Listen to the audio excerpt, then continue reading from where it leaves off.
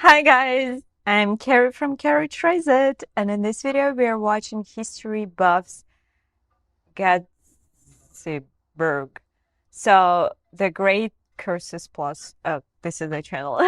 This is the movie, and if you would love to watch it together, please write me in comments and we'll check it out. Okay, let's watch it.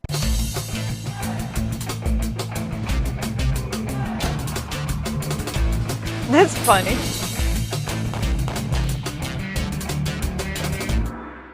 Hello and welcome, History Buffs. This is like My movie name is review. Nick Hodges, and today I'll be diving into a true American classic, Gettysburg. In vivid Gettysburg. detail, this 4-hour epic covers the Gettysburg. bloodiest So battle this that is has the ever movie been that we fought on can American watch if soil, you'd like. the Battle Right. of Gettysburg. Set in July of 1863, this is the story of Confederate General Robert E. Lee's bold plan to invade the North and provoke the Army of the Potomac into open battle. If successful, it could potentially turn the tide of America's Civil War in favor of the Confederacy. And that's the basic premise of the movie. Now, as for its execution, let's just say that this is America's answer to Waterloo. Everyone involved in production gave it their all, from shooting on the real locations to recruiting thousands of Civil War reenactors to help bring this battle to life. This is another example of a historic film done right. This is Gettysburg. Gettysburg. Gettysburg. By 1863, the American Civil War was at a stalemate, and 2 years of endless fighting had claimed 200,000 lives. At the turn of summer, the fate of the Confederacy had reached a critical point. In the Western Theater, Union armies led by Ulysses S. Grant were besieging the city of Vicksburg, a vital Confederate stronghold and supply route. Its capture would strategically place all of the Mississippi River into federal hands, effectively cutting the Confederacy in half. To the east, Confederate General Robert E. Lee devises a plan that he hopes will end the war before Vicksburg's fate is sealed. That June, Lee crossed the Potomac with 75,000 men and pushed on until Pennsylvania to raid multiple Union supply depots. This move would provoke the Army of the Potomac into open battle, and if Lee was able to crush this northern army of 95,000 men, then nothing would stand between him and a defenseless Washington, where Lee hopes the peace movement and public outcry would force Lincoln into signing an armistice and recognize Southern independence. Morale amongst the Confederate troops was high, as Lee was often victorious in the field, even when outnumbered and against overwhelming odds. But most of these battles had been fought in the South, their success often hinging on knowledge of the local terrain and intelligence obtained by spies and civilians. But now Lee's army was marching into enemy territory with little of these advantages. General Stuart and 3 brigades of his cavalry that were meant to act as the eyes and ears of the army disappeared for nearly 2 weeks without contact, leaving Lee effectively blind and forced to predict enemy movement from what little intelligence he had. There would be some word from General Stuart. General Stuart would not leave us blind. Oh, one other thing. Hooker's been replaced. George Meade's the new commander. Harrison read it in the Yankee papers. George Meade, Pennsylvania man. Meade would be cautious, I think. Take him some time to get organized. Perhaps we should move more swiftly.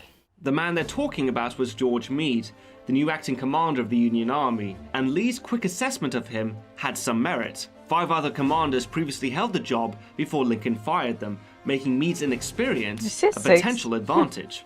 On July 1st, Lee received word of a small skirmish in Gettysburg between a brigade of Confederate troops and dismounted Union cavalry led by Brigadier General John Buford. Recognizing the strategic importance of the hills to the south, Buford organized a delaying action until federal reinforcements could arrive. Thinking that the Union presence at Gettysburg was bigger than it was, Lee ordered the bulk of his army to head there. To the northwest of Gettysburg on McPherson's Ridge, Buford's cavalry bravely held their ground as best they could, but were slowly being pushed back.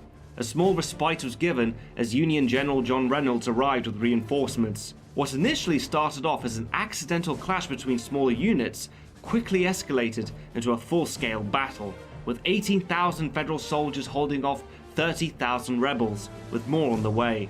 Eventually, the Union line collapsed Wow. against the onslaught and pulled back through the town of Gettysburg. An intense firefight erupted in the streets, with Federal troops trying desperately to not get left behind in the chaos. So far, the first day of battle seemed to favor the Confederacy, with the Union Army abandoning Gettysburg and fleeing for the hills. All that was needed for victory was for Lee to go all in. But instead, he gave what is arguably the most controversial order in the entire battle. Find General Ewell, tell him the Federal troops are withdrawn in confusion. It is only necessary to push those people in order to gain possession of those heights. Tell him to take that hill. Take if that practical, hill? The one beyond the town. Do you understand what I mean? Yes, sir. Very well. Unfortunately for the Confederates, General Ewell didn't understand what Lee meant. Possession of the high ground would prove decisive to whichever side held it, but he was told to only take it if practical. And since he was new to command himself, Ewell decided that it wasn't very practical and held his men back to rest instead, giving the Union troops much needed time to dig in. Robert E. Lee's unclear order was among the first of many mistakes he would make. General Longstreet, Lee's second-in-command, could see their tactical disadvantage and sensibly pressed him to redeploy their army. The idea Interesting. Is there any like veto? Like veto. Like I'm against it. Like either they can be against because he's doing lots of mistakes. Either they like people who are making decisions as well, who are close to him, can like put a veto on his decision and just like don't allow him to command, or either maybe they can switch him. Is it a case or not really? idea being that if they could flank south of the enemy and threaten Washington, then the Union Army would be forced to abandon the high ground. However, Lee was not susceptible to this suggestion. If we move south to Washington, they have to pursue us, and then we can fight on ground of our choosing. But the enemy is here. We did not want the fight, but the fight is here. How can I ask this army to retreat in the face of what they have done this day? Not retreat, sir. Redeploy. Our guns will move them off that hill, or Ewell will push them off. But if Meade is there tomorrow, I cannot move this army away. No, sir, I will attack him. This doubling down would cost the rebels dearly. By nightfall, General Meade had arrived, along with the full remainder of his army. His men by now had strengthened their positions, and all that was needed was simply to wait for their enemy to come for them. Part 2. The fish. July 2nd, 1863. It is the second day of battle, and 75,000 Confederates are faced with attacking 95,000 Union troops, all entrenched on Culp's Hill, Cemetery Hill, and Cemetery Ridge. Their defensive lines on the high slopes resemble something of a fishhook. To drive them off it, Robert E. Lee ordered an all-out assault. Its main body would be carried out by General Longstreet, who would take his 15,000 rebels and strike at the Union left, and with a little luck, overrun this impenetrable line and sweep over the entire breadth of the fishhook. The possibility of such a success nearly came to be when Union Brigadier General Sickles disobeyed Meade's orders to stay put and took his Third Corps beyond the safety of the line to the Peach Orchard. There he hoped to make better use of his artillery, but in doing so, had dangerously exposed gaps in the fishhook. For hours, Sickles and his Third Corps defended the Peach Orchard, but they couldn't hope to hold it for long. Faced with the full brunt of the rebels' attack, Meade was forced to send troops off the high ground to plug in the gaps that Sickles had left behind. This order didn't come a moment too soon. The rebel line easily overwhelmed Sickles' Third Corps, sweeping over the Peach Orchard, the wheat field, and were fast approaching Cemetery Ridge. Wave upon wave of rebel troops smashed into the Union left. Both sides suffered horrific casualties. One wrong move on the Union's part could have ended the battle right there and then. The fighting was especially fierce on Little Round Top, the farthest edge of the Union left flank. If the Confederates could capture it, then their artillery would dominate the Union lines. Defending it was the 20th Maine Regiment, led by Colonel Joshua Lawrence Chamberlain. At the top of the hill, he organized the bulk of his 385 men into a single file line. The rest he held back as reserves to plug in the gaps for the fight to come. As the rebels charged up the hill, they were met with relentless volley fire. The climb up the woodland slope was treacherous as they struggled to maintain balance amidst the hail of musket fire. The first rebel charge was unable to keep up the momentum and gradually pulled back. This brief respite wasn't enjoyed by the Yankees for long, as the rebels reorganized themselves for another charge, but yet again, it met the same results as the first and ended with another regrouping. Fearing being flanked for the upcoming third charge, Chamberlain pulled what remained of his reserves to form an angle to the main line.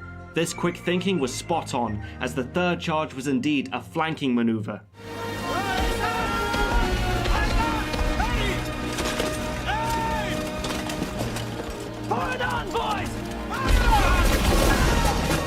The fight by now had become desperate, as both sides were so close that they fired on one another at almost point-blank range. For 90 minutes, Chamberlain's men had stubbornly held the line, but the likelihood of them surviving a fourth charge didn't look good.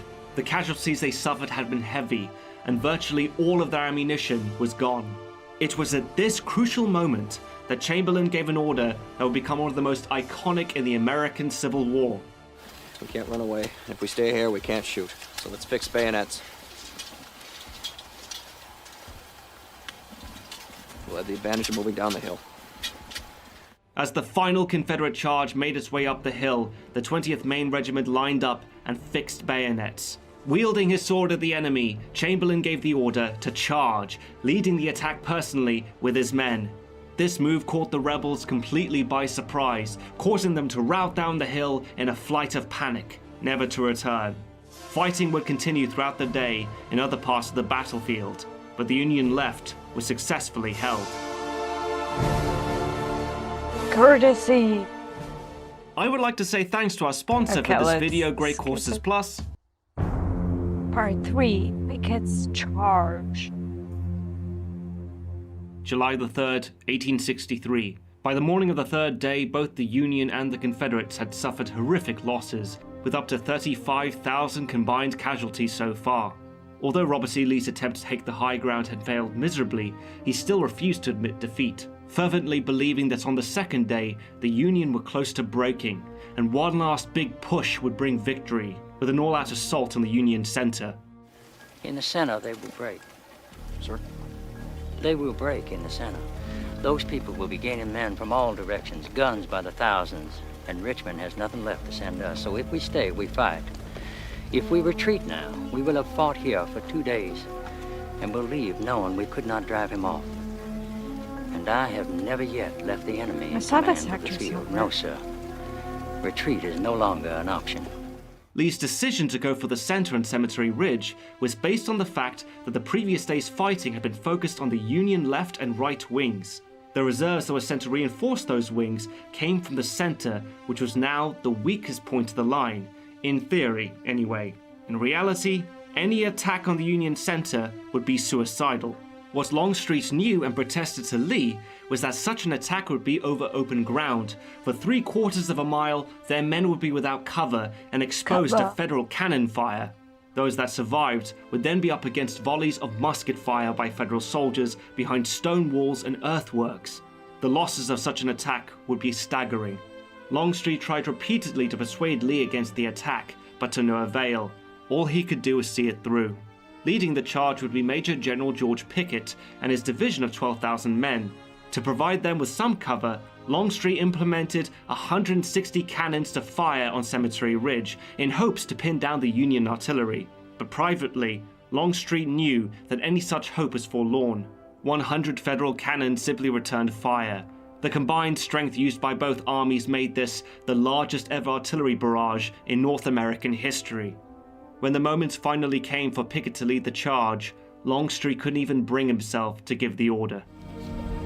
Your order, sir. General Longstreet, should I commence the attack?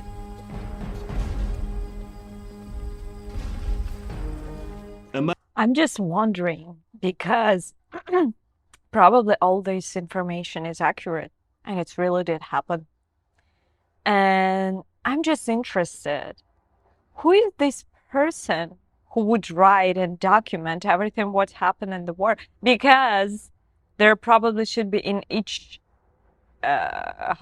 squad, how do you call it? Like in each piece of chunk of army should be this person who is writing and documenting everything, isn't it?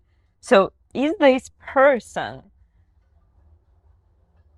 did this person fight, or it was a person who's supposed to be always like undercover, and this person just writing things. Do you know? Emerging from the concealment of the trees, 12,000 rebels began the long march to Cemetery Ridge.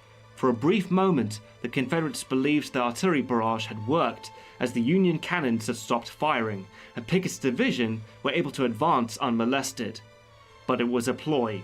Union commanders had briefly silenced their guns to lure their enemy into the Looks killing like fields. battles. When the Confederate division walked into optimum range, the Union artillery hit them with everything they had.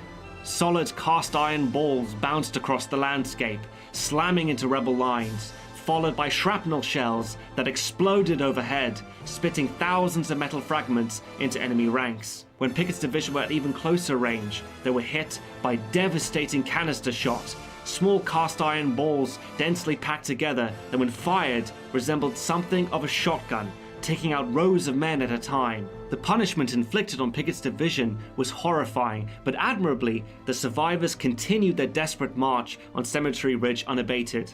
As they neared Federal lines, Union soldiers were now able to use their muskets. Volley after volley hit the rebels, decimating their numbers. What was left of Pickett's men were just able to break through and reach the stone walls. Both sides engaged in desperate hand-to-hand fighting, but eventually, the greater numbers overwhelmed the Confederates. When the fighting was finally over, a mortified George Pickett had lost over 2/3 of his division. General Pickett, sir, you must look to your division.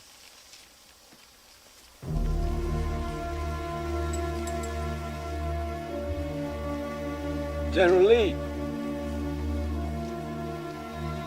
I have no division. The devastating results A of Pickett's division. charge brought Robert E. Lee back to reality. No chance of victory could possibly be snatched from this defeat. On July 5th, 1863, Lee ordered his exhausted army to retreat south to Virginia.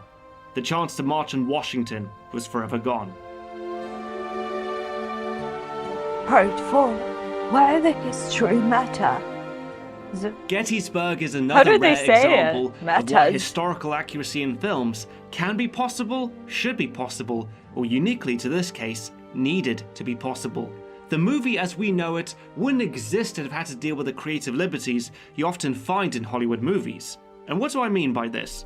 Well, one cool thing the filmmakers wanted to do was shoot the movie where the battle was actually fought, in Gettysburg, Pennsylvania, which has since become a national military park. A place that not only preserves the land on which this battle was fought, but its history and legacy. So, in order to shoot there, they needed to prove to the National Park Service that they would be respectful to the time period, since no war film had ever been shot in a national park before. Fortunately, Gettysburg was a passion project of director Ronald Maxwell, who spent 15 years trying to bring it to life, before it was picked up by media mogul Ted Turner, who was also a hardcore Civil War buff. In fact, he makes a brief cameo in the movie as a Confederate officer who gets shot during Pickett's charge. So right from the offset, the entire production crew understood and accepted the responsibility in adapting this piece of history. But aside from the National Park Service, there was one other group they needed to convince in order to make this picture into something very special. The reenactors, living historians whose passion about the American Civil War is second to none. Over 5,000 volunteers showed up to participate from every corner of the USA. My great-grandfather fought in the Battle of Gettysburg, and I just think it's an honor for me to get the opportunity to come here and make the best picture that we can make. Maybe I can honor him and the boys who fought and died here. I think we're really fortunate to have those people involved. In fact, they couldn't be making this picture without them. You know, I mean, there's no question about that, because these guys come with their wardrobe, they come with their weaponry, and they come with all the accoutrements, but they also come with the stuff in their head and the stuff in their heart. He's not exaggerating, by the way, about how passionate these guys were. Most of them were not paid for their time and efforts. The only reimbursements they might have received would have been in travel expenses or for food, and yet they helped shape production costs by bringing years of experience and training, as well as their own equipment. There were even reenactors who brought their own cannons. That's how much they care about the American Civil War. So, imagine what would happen if the filmmakers didn't. If they took too many extreme creative liberties. these reenactors would simply walk off the set and the entire production would be halted. That's why I'm wondering, did this movie like get really good money after releasing? Did they send something to these poor guys who just came and worked for free? Hopefully they did. Gettysburg needed to be as historically accurate as possible, and thankfully they succeeded. They did so well, in fact, that there's hardly any inaccuracies worth mentioning in this review. So instead, I'm going to be covering how Gettysburg handled representing both sides of the war. The film's greatest strength is its heavy focus on the tactics and strategies of the battle, which is applauded by both Northerners and Southerners. But Gettysburg also tries its best to have a non-biased approach, which didn't sit well with some audience members. For example, the late film critic Gene Siskel gave Gettysburg a thumbs down in his review, calling it bloated Southern propaganda. He clearly didn't approve seeing Confederate characters talk about the cause, and yet avoid the subject of slavery. Why are you fighting this war? Why are you fighting it? I want to free the slaves, of course. To serve the Union. I don't know about some other folk, but I ain't fighting for no darkies one way or the other. I'm fighting for my rats. All of us here, that's what we're fighting for. For your what? For our rats. Now, I think we can all agree that every Confederate soldier believed their reasons for fighting was righteous, so it makes sense for the film to show them rationalizing these beliefs in the way that they do. And how do they go about this? By using a Brit, of course. He's the one with the cup of tea, in case you didn't notice. The character in question was the real-life historical figure Sir Arthur Lyon Freemantle. In the movie, he's a British officer sent on behalf of the Crown to observe the Confederate Army. Beautiful. Freemantle? Sir? Allow me to introduce Major General George Pickett. General Pickett, Lieutenant Colonel Arthur Freemantle of Her Majesty's venerable and elite Coldstream Guards, Britain's military attaché to the Confederacy, and, you might say, the eyes and ears of Queen Victoria? Oh, hardly, sir. Merely an observer. And your humble Observer. Whilst those credentials were real, his reasons for being there was not. In reality, Freemantle was not Britain's official military attaché, but more of a tourist. After hearing about the American Civil War, he wanted to see it for himself, but specifically, the Southern perspective. Taking a leave of absence, Freemantle traveled to the Confederate States of America.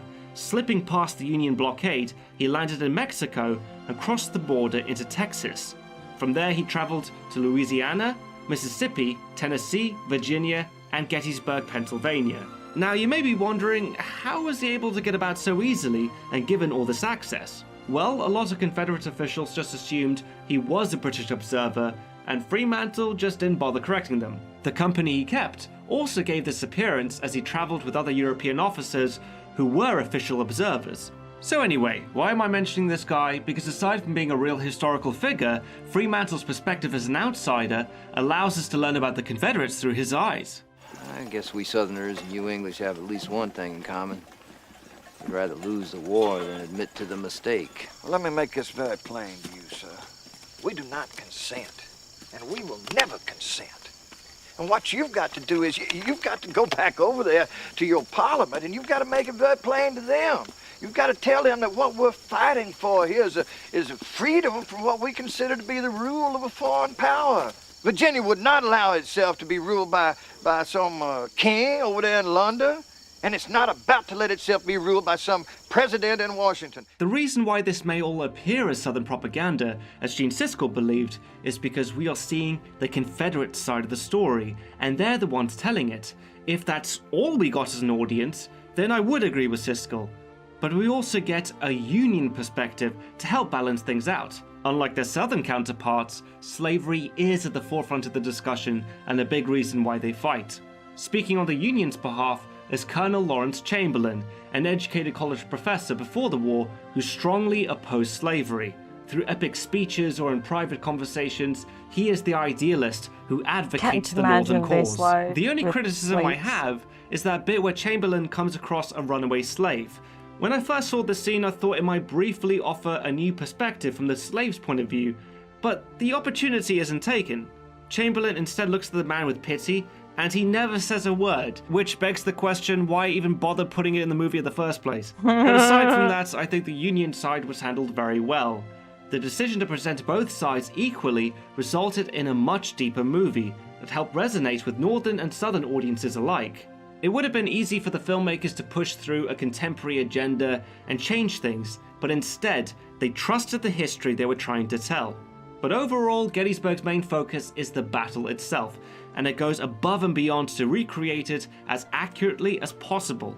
Few films are made with such competence and a love for history, and this one is able to rub shoulders with the greatest of epics. Films like Tora Tora Tora, A Bridge Too Far, and Waterloo.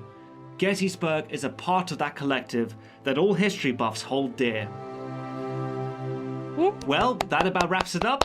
My name is Nick Hodges, and thanks for watching History Buffs. Okay, guys, I hope you did enjoy it. I love history. Unfortunately, not a lot of things stick to there, but I do like to read history, watch history. So if you, I mean that I'm forgetting things, not like I'm stupid. No. So if you have any recommendations, please write me in comments. And don't forget about like, subscribe, and support me on Patreon. Then my buy me a coffee. Here the link for Amazon wishlist, hype me on YouTube, and I'll see you at the next one. Bye bye.